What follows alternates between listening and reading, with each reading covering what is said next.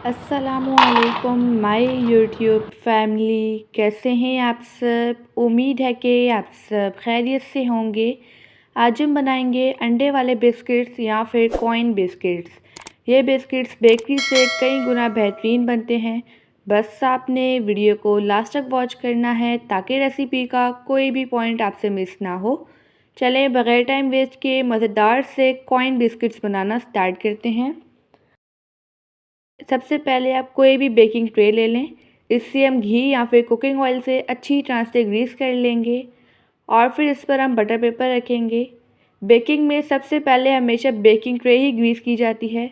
Baking tray ready हो चुकी है। अब इसे हम साइड पे रखते हैं और बिस्किट्स के लिए बैटर तैयार करते हैं। एक बाउल में ऐड करेंगे 2 अदद अंडे। जो अंडे हैं ये आपके रूम टेम्परेचर पर होने चाहिए। अंडे की स्मेल ख़त्म करने के लिए आधा चाय के चम्मच के बराबर वैनिला एसेंस ऐड करेंगे और 1 चुटकी के बराबर ऐड करेंगे ऑरेंज फूड कलर।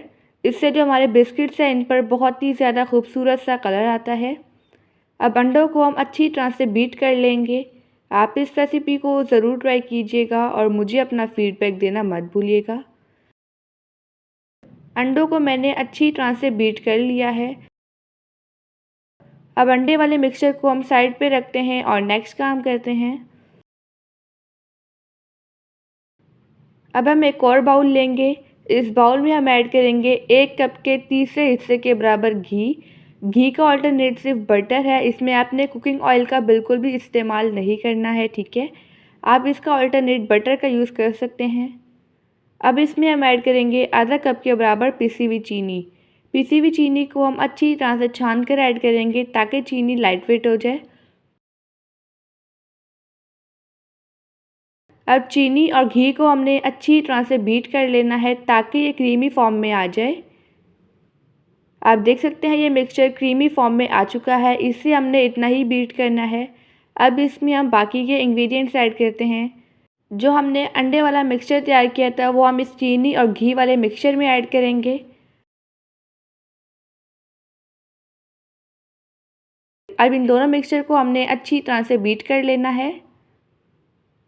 अब इसमें हम बाकी के ड्राई इंग्रेडिएंट्स ऐड करेंगे। 1 कप के जितना मैंने मैदा लिया है। मैदे को हम छान कर ऐड करेंगे, लेकिन मैदे को हम 2 हिस्से में ऐड करेंगे, ठीक है। और 1 चाय के चम्मच के बराबर ऐड करेंगे बेकिंग पाउडर। बिस्किट्स में बेकिंग सोडा बिल्कुल भी नहीं जाता है। अब इन तमाम चीज़ों को अच्छी तरह से छान लेंगे। मैदे और बेकिंग पाउडर को मैंने छान लिया है। अब इसे भी हम अच्छी तरह से मिक्स करेंगे।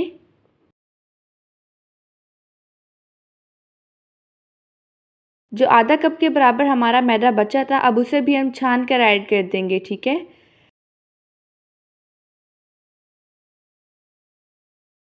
मैदे को हमने 2 हिस्सों में इसलिए ऐड किया है, इससे हमें मिक्स करने में आसानी होती है और मिक्सचर में लम्प्स बिल्कुल भी नहीं पड़ते हैं। जो दूसरा मैदे का हिस्सा है उसे भी मैंने छान लिया है। अब इसको भी हम अच्छी तरह से मिक्स कर लेंगे। अगर आपको वीडियो अच्छी लगे तो वीडियो को लाइक कर दीजिएगा और एनबी कुकिंग को सब्सक्राइब भी कर लें। मैं डेली बेसिस पे आपके लिए मज़ेदार सी स्पेशल सी रेसिपीज़ लेके आती हूँ। कॉइन बिस्किट्स के लिए यहाँ पर बैटर रेडी हो चुका है। अब आप कोई भी पाइपिंग बैग ले लें। अगर पाइपिंग बैग ना हो तो आप कोई भी शॉपर ले सकते हैं। पाइपिंग बैग को हम ग्लास पर फोल्ड करेंगे और इसमें हम ये कॉइन बिस्किट्स वाला मिक्सचर ऐड कर लेंगे, ठीक है।